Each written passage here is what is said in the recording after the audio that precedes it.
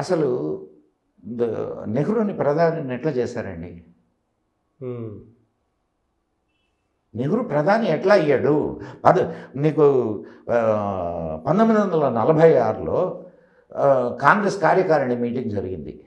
కాంగ్రెస్ కార్యకారిణి మీటింగ్లో నెహ్రూ అండ్ సర్దార్ వల్లభాయ్ పటేల్ వీళ్ళిద్దరు నిలబడ్డారు అధ్యక్ష పదవికి. సర్దార్ వల్లభాయ్ మొత్తం 14 ఓట్లు ఉండేది. 14 ఓట్లలో 13 ఓట్లు సర్దార్ వల్లభాయ్ పటేల్కి వచ్చినాయి. ఒక్క ఓటు నెహ్రూకి వచ్చింది. ఎవడు అధ్యక్షుడు కావాలా? ఎవడైతే అధ్యక్షుడు అవుతాడో వాడు దేశ ప్రధాని అవుతాడు. అవును. ఎవరు కావాలా అధ్యక్షుడు? సర్దార్ పటేల్. ఎందుకు జరిగింది? ఎక్కడ జరిగింది మార్పు? ఎవరు దాని వెనక ఉన్నారు? అవునా కదా? ఇప్పుడు నీకు ఒక ట్రూ పేట్రియాట్ ఎవరు? సర్దార్ వల్లభాయ్ పటేల్. నెహ్రూ ట్రూ పేట్రియాట్ కాదా? ఆంగ్లేయులు పండినటువంటి పన్నాగం ఇది. ఆంగ్లేయులకి తమ తర్వాత తమవాడే అక్కడ ఉండాల. కాంగ్రెసీల్లో తమవాడు ఎవడున్నాడు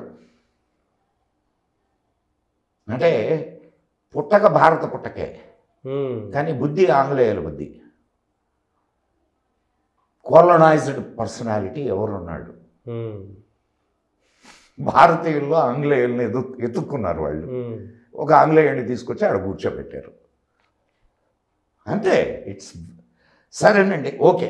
మనం దాన్ని కొంచెం ఒక్క సెకండ్ అట్ట పక్కన పెట్టి 1946లో ఆయన ప్రధానిగా మొట్టమొదట ప్రమాణ స్వీకారం చేశాడు కదా. అప్పుడు ఎవరు ఈ దేశానికి